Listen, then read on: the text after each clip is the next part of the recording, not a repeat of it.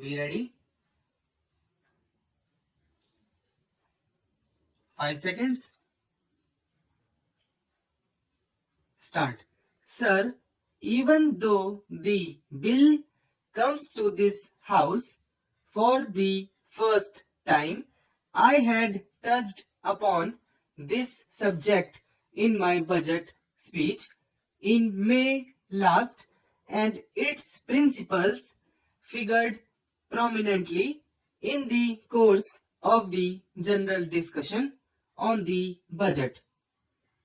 The two booklets explaining generally the new taxation proposals have also been circulated to the honorable members of this House.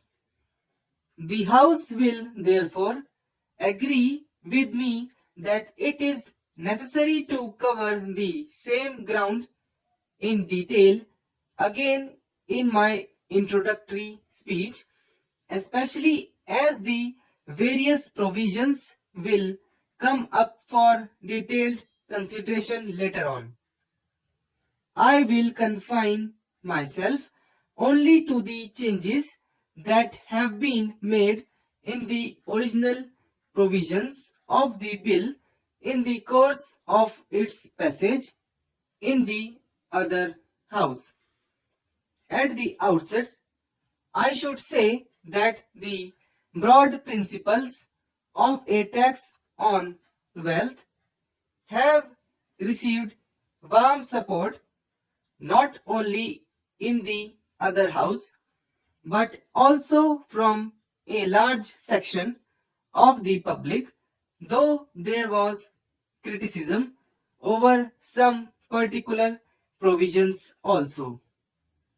I had re-examined the original provisions in the light of the criticisms and also representations received from various quarters, and such re-examination has only strengthened the justification for the tax.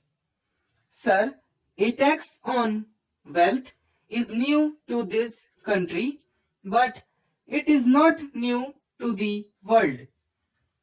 It constitutes a very vital element in the taxation systems of most progressive countries, particularly in the European and American continents. Its importance should not, in my opinion, be judged purely from its revenue content.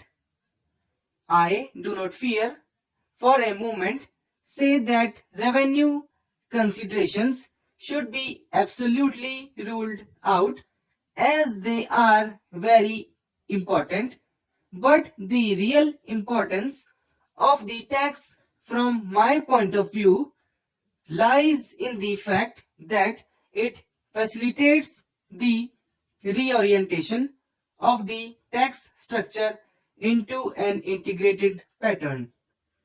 It is not only a welcome supplement to income tax, but also a corrective to it, by which certain objectives of tax policy, which cannot be achieved through income tax alone, can be achieved through the combined operation of all the new taxes. Sir, in this connection, I may mention that there has been much controversy about the question of levying wealth tax on companies. The Lok Sabha went very carefully into this matter and came to the conclusion that, having regard to the corporate structure in India, it is possible to exclude companies as such from the levy. As the House is aware, every individual, Hindu undivided family, and joint stock company will be liable to pay wealth tax. So far as individuals are concerned, the exemption limit is rupees 2 lakhs, and for companies the limit is rupees 5 lakhs. No changes have been made by the other house in regard to the limits for these two classes. For Hindu undivided families, the exemption limit has been raised from rupees 3 lakhs to rupees 4 lakhs. At the same time, the next slab range has been reduced from rupees 10 lakhs to rupees 9 lakhs. Taking companies first, all companies, whether public or private, and whether Indian or foreign, are liable to pay wealth tax. Ordinarily, a resident company will pay the tax on its total wealth, whether such wealth is held in India or outside. A non-resident company, however, will pay the tax only on its Indian wealth. Under clause 45, certain companies are totally excluded from wealth tax. The bill, as it originally stood, excluded banking companies, insurance companies, and certain financial institutions sponsored by the central government. To this list has now been added shipping companies and institutions for the promotion of art, culture, commerce, etc., which are not established for the purpose of making profit and which are registered as companies for the sake of convenience of administration. Another important change is that a wealth tax holiday will be granted to industrial companies for 5 successive assessment years immediately following the date of incorporation.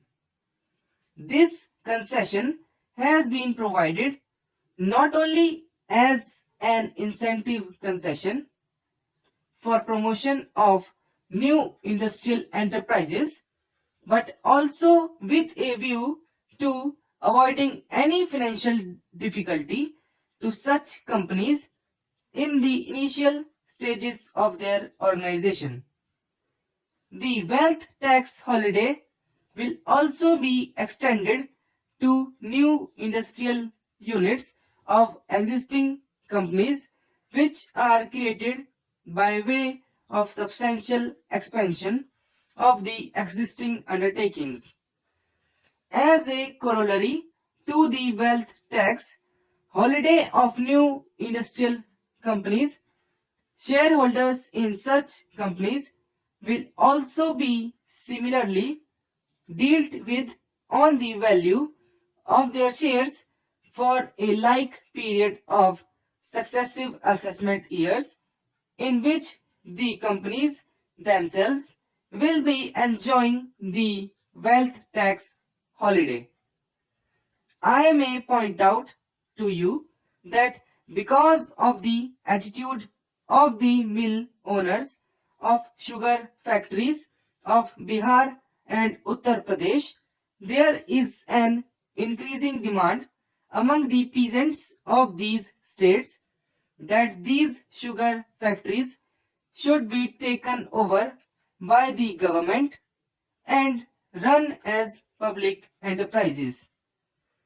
As pointed out by our friend, even under the existing law, it is possible for the government to do so if the government so desires.